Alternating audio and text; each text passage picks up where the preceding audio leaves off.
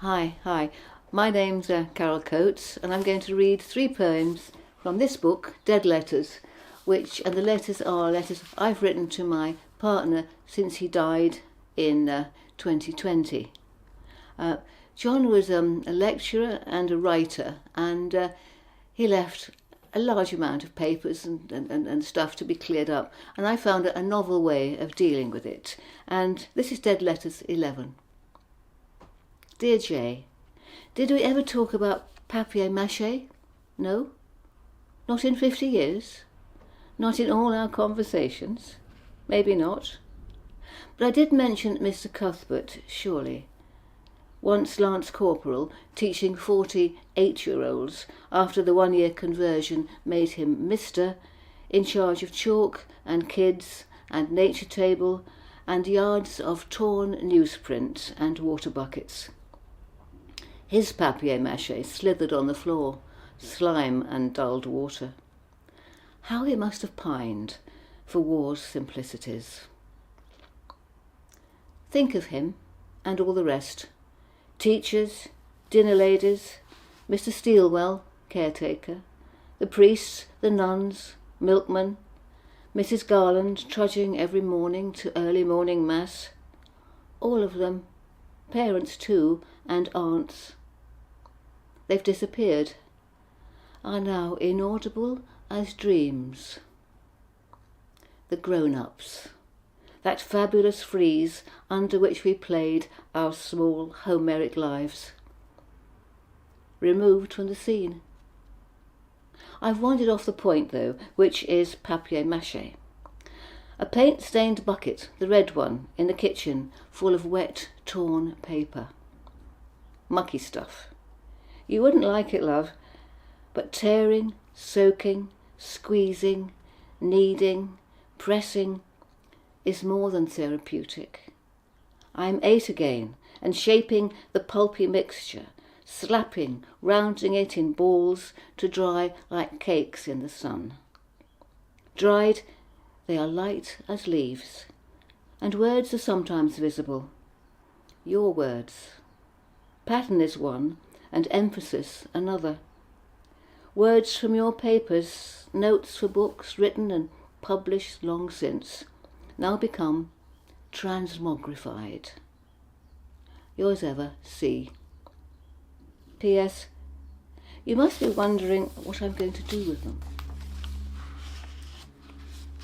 And this next letter is about what I did with them, but it also touches on our need for ritual, myth, allegory, all those things, although these days we seem to have to make them up ourselves. Dear Jay, our daughter's left 2 shells on the dressing table in her old room. Fine specimens of cockle shells, but why do they stay in my mind? Random objects. They seem to be items in a story, one I haven't read or haven't written yet. They ring with a crystal sound I can just hear, as once I heard a hill sing like an orchestra. Do I really believe Keats that life is continual allegory? Perhaps all the rituals I've devised since you've been gone are small attempts to homebrew allegory. But you want to know about the papier-mâché balls. You'd love to see me painting, jabbing crimson with a roundness bristle brush, size 10, overlaying, brimming, staining, incarnadine. At first the balls were liver-coloured, like a body part, but dried to an even red. My plan was to release them to the waters, taking my cue from Shelley's poem, though that was wind, not water, driving his dead thoughts. I wanted to see them surge triumphantly away towards the mighty ocean. Bathos. Maybe that's human nature's middle name. I stood on the Conda Bridge where the little river loses and forgets itself in estuary and sea. High tide. Swelling water pocked like chicken skin. Most of the balls bobbed disconsolately. 2 sank at once. 1 caught in an eddy. 3 persisted, got in a current, sailed low in the water, valiant as pomegranates, but slowly, slowly disappeared. They were paper after all. It was a cold day, just me laughing and a very distant swan. Yours ever, C. P.S. But maybe that had more of allegory to it than watching drools of shredded paper descend into a bin. And the last letter I'll read, letter 21, is just chat between an old married couple. Dear Jay, have you ever thought how crap we were as parents? Games hating, sedentary, bookworms. We worried about it, surely. Well, I did. Remember that Adelstrop train? The afternoon of heat and an almost empty carriage. Just the two of us reading. Then the hippie guy and his son who wanted to talk to us. Who are you? Such a small chatty thing.